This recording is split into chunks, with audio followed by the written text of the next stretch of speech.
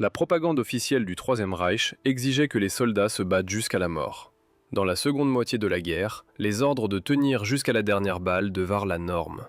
Mais tandis que les généraux exigeaient le sacrifice de soi, les ingénieurs créaient une machine dont le super-pouvoir principal était précisément la fuite.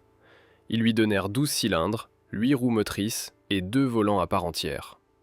Un pour le conducteur faisant face à l'ennemi, et le second pour l'opérateur radio à l'arrière qui était censé sauver l'équipage lorsque la situation devenait désespérée. C'était un prédateur unique en son genre, pour lequel la retraite n'était pas une faiblesse, mais un avantage standard.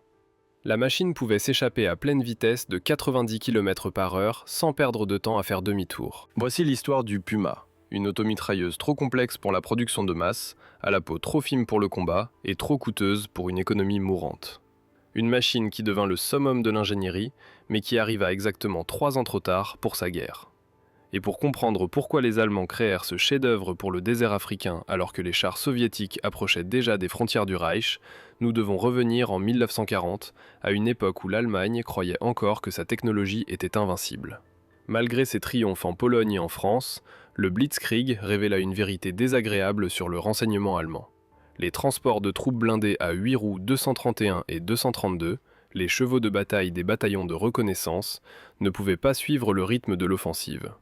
Les moteurs à essence surchauffaient après quelques heures de conduite, le châssis, basé sur des camions commerciaux, se fissurait et se désintégrait sur les routes polonaises, et les canons automatiques de 20 mm se révélaient impuissants contre tout ce qui était plus sérieux qu'un transport de troupes blindées.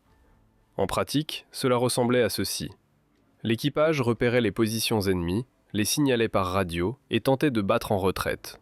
Cependant, le moteur surchauffé calait au moment le plus inopportun, où la suspension fragile se brisait sur une bosse, où le commandant réalisait que ses obus de 20 mm rebondissaient simplement sur le blindage d'un char français. Les éclaireurs voyaient l'ennemi, mais ne pouvaient ni s'échapper ni se défendre.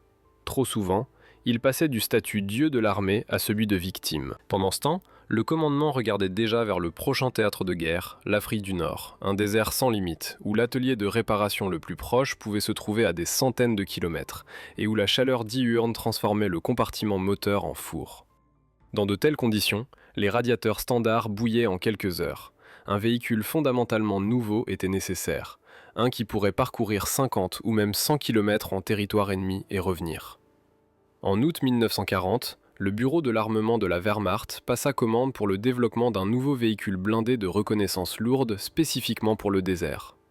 La tâche échut à plusieurs entreprises à la fois. Büssing NAG et Leipzig prirent en charge le châssis. Les aciéries allemandes de Krefeld commencèrent à estamper les coques blindées. Cependant, le cœur du futur véhicule, son moteur, fut confié à l'entreprise tchécoslovaque Tatra. C'est là, à Nesselsdorf, que l'ingénieur en chef Hans Ledwinka reçut un cahier des charges techniques que beaucoup considéraient comme impossible. Un moteur diesel refroidi par air était requis, capable de fonctionner aussi bien dans la chaleur torride du Sahara que dans le froid glacial de la Russie, sans radiateur, sans système de refroidissement capricieux, sans point faible traditionnel. Ledwinka et son équipe luttèrent avec la tâche pendant près de 2 ans. Le premier prototype d'un moteur diesel en V à 12 cylindres fut prêt à l'été 1942. Il délivrait les 220 chevaux requis et n'avait vraiment pas besoin de radiateur. Cependant, un problème critique fut révélé lors des essais. Le moteur était trop bruyant pour un véhicule de reconnaissance censé s'approcher de l'ennemi et partir inaperçu. Un tel rugissement équivalait à une condamnation à mort. Tandis que les ingénieurs de Tatra cherchaient un moyen d'étouffer leur création, le temps jouait contre eux. À l'automne 1942, les Britanniques arrêtèrent Rommel à El Alamein. Quelques mois plus tard, en mai 1943, les restes de l'Africa Corps se rendirent en Tunisie. Le désert pour lequel tout le projet avait été conçu était perdu. Le véhicule créé pour le Sahara arriva trop tard pour la guerre pour laquelle il avait été construit. Malgré la perte de l'Afrique, le projet ne fut pas abandonné. Un véhicule capable de parcourir 1000 km sans ravitaillement serait également utile sur les vastes étendues du front de l'Est. Cependant, les ingénieurs avaient encore un problème non résolu. Le nouveau véhicule blindé nécessitait une tourelle avec un canon puissant. Pourtant, les installations de production du Reich étaient occupées par des commandes plus urgentes. Et puis le hasard intervint. En janvier 1943, lors d'une réunion avec le ministre du Reich Speer, Hitler décida d'arrêter le projet de char léger de reconnaissance 20K 1602 Léopard. Le Führer estima que les Panthers pouvaient gérer la reconnaissance et qu'il ne valait pas la peine de gaspiller des ressources pour un véhicule séparé. Bien qu'aucun prototype de Léopard n'ait jamais été achevé, les tourelles pour celui-ci étaient déjà prêtes, entièrement équipées d'un canon KWK-39 de 50 mm, le même que celui monté sur le Panzer III. Ces tourelles furent laissées orphelines par le projet annulé. Les ingénieurs de Daimler-Benz leur trouvèrent un nouveau foyer. La tourelle conçue pour un char de 26 tonnes fut déplacée sur une automitrailleuse de 11,5 tonnes. Cela semblait presque absurde. Mais ce fut cette union qui donna naissance à un véhicule qui serait plus tard appelé l'automitrailleuse la plus parfaite de la Seconde Guerre mondiale. À ce moment-là, Ledwinka avait finalement résolu le problème de bruit. Le moteur Tatra 103 modifié produisait toujours 220 chevaux de ses 12 cylindres, mais fonctionnait maintenant assez silencieusement pour un véhicule de reconnaissance. Le refroidissement par air signifiait pas de radiateur. Il n'y avait rien à bouillir dans le désert, rien à geler dans l'hiver russe. Le carburant diesel était non seulement économique, mais aussi moins inflammable que l'essence. Cependant, la véritable innovation était la philosophie derrière le véhicule dans son ensemble. Les ingénieurs de Busin-Nag conçurent un châssis avec 2 postes de contrôle à part entière. Le conducteur était assis à l'avant, comme d'habitude, mais au siège de l'opérateur radio à l'arrière du véhicule, il y avait un second conducteur. Il était assis face à l'arrière et pouvait prendre le contrôle à tout moment. La transmission avait 6 vitesses avant et 6 vitesses arrière. Cela signifiait une chose simple. Le Puma pouvait échapper au danger en marche arrière à pleine vitesse sans perdre de précieuses secondes à faire demi-tour. Les 8 roues étaient directrices, ce qui lui donnait une maniabilité inouïe pour un véhicule de cette taille. Ce n'était pas un véhicule de combat, c'était un véhicule de survie. Cependant, la perfection avait un prix. Pour atteindre une vitesse de 85 km/h et une autonomie de 1000 km, les ingénieurs sacrifièrent la protection. Le blindage frontal de la coque faisait 30 mm d'épaisseur. Ce n'était pas mal. Cependant, les flancs de la coque ne faisaient que 8 mm d'épaisseur, et les flancs de la tourelle étaient encore plus fins à 10 mm. En pratique, cela signifiait ce qui suit. L'automitrailleuse américaine M8 Greyhound, armée d'une mitrailleuse lourde Browning de 12,7 mm, pouvait pénétrer le flanc du Puma à une distance de 500 mètres, non pas avec un canon, mais avec une mitrailleuse. En essence, le Puma n'était pas une automitrailleuse, mais un véhicule à grande vitesse avec une peau d'acier mince. Le second compromis était la complexité de production. Le véhicule était assemblé dans 5 usines différentes. Le châssis à Leipzig, les coques à Krefeld, les tourelles à Berlin et Elbing, et les moteurs en Tchécoslovaquie. Coordonner les livraisons nécessitait des miracles logistiques que l'industrie mourante du Reich ne pouvait pas se permettre. Au cours d'une année, de septembre 1943 à septembre 1944, seulement 101 véhicules furent produits. 101 Puma pour toutes les divisions blindées de la Wehrmacht. Mais le principal piège n'était pas dans le blindage ou la production. Il était dans le canon de 50 mm. Le canon KWK-39 était identique à celui monté sur les chars moyens Panzer III. Il pouvait toucher les automitrailleuses ennemies et les chars légers. Il pouvait pénétrer le flanc d'un Sherman avec un tir chanceux. Les équipages de Puma le savaient, et cette connaissance fut leur perte. Le commandement interdisait strictement aux véhicules de reconnaissance de s'engager dans le combat.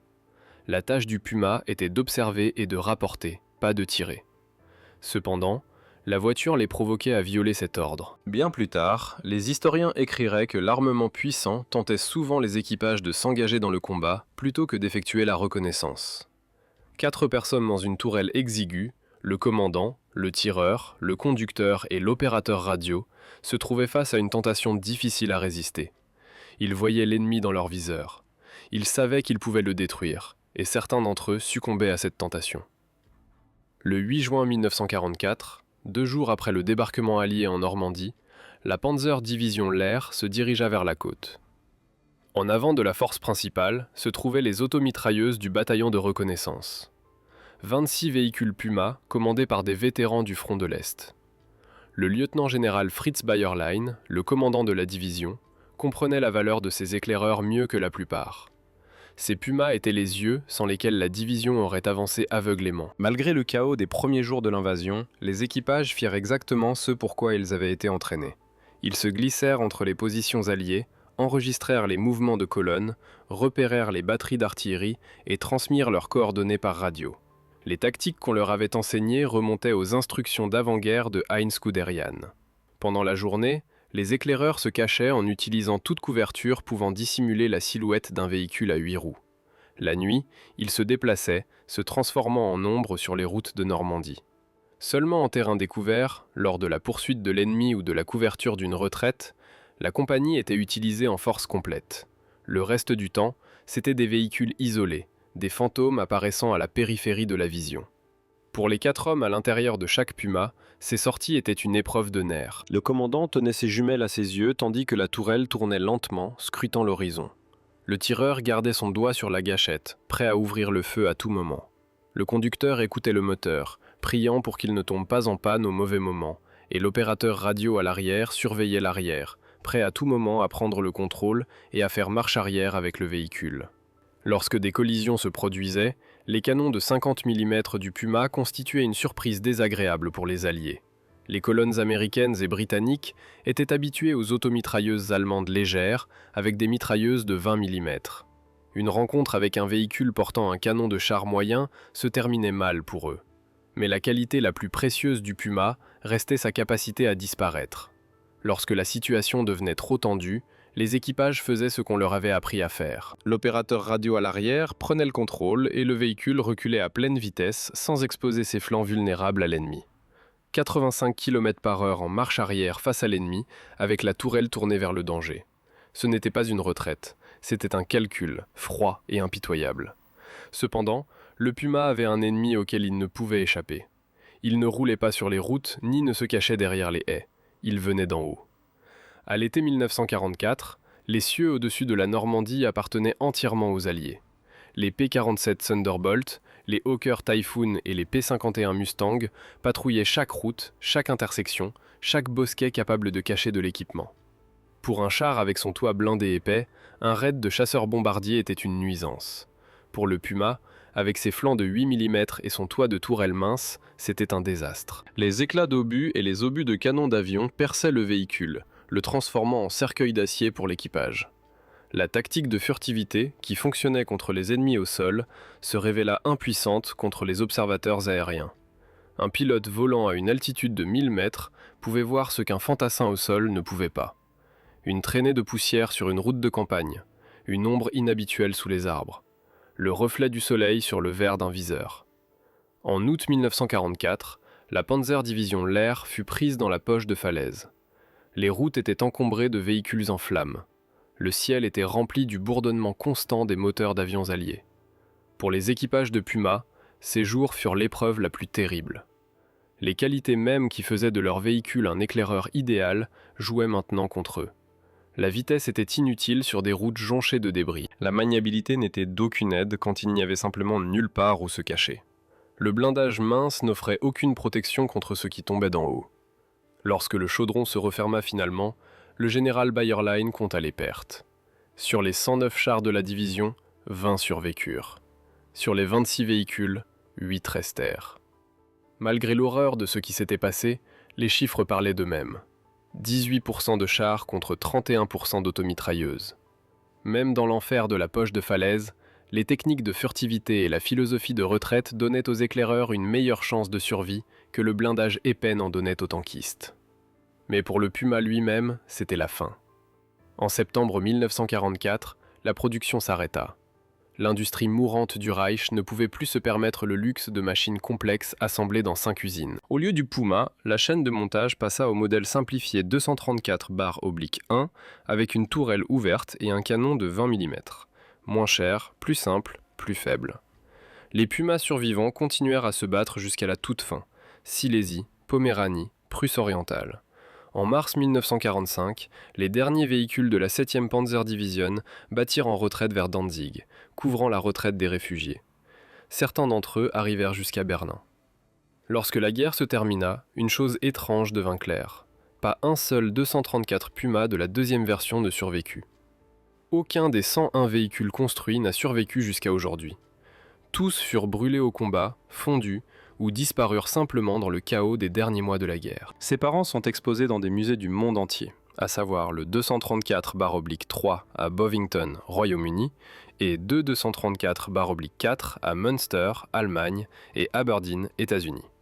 Cependant, le Puma lui-même resta un fantôme de l'histoire, une machine que l'on ne peut voir que sur de vieilles photographies. Néanmoins, les idées derrière sa conception survécurent à la fois à la guerre et à ses créateurs. Les ingénieurs alliés étudièrent attentivement les modèles capturés, et ce qu'ils virent fit une forte impression.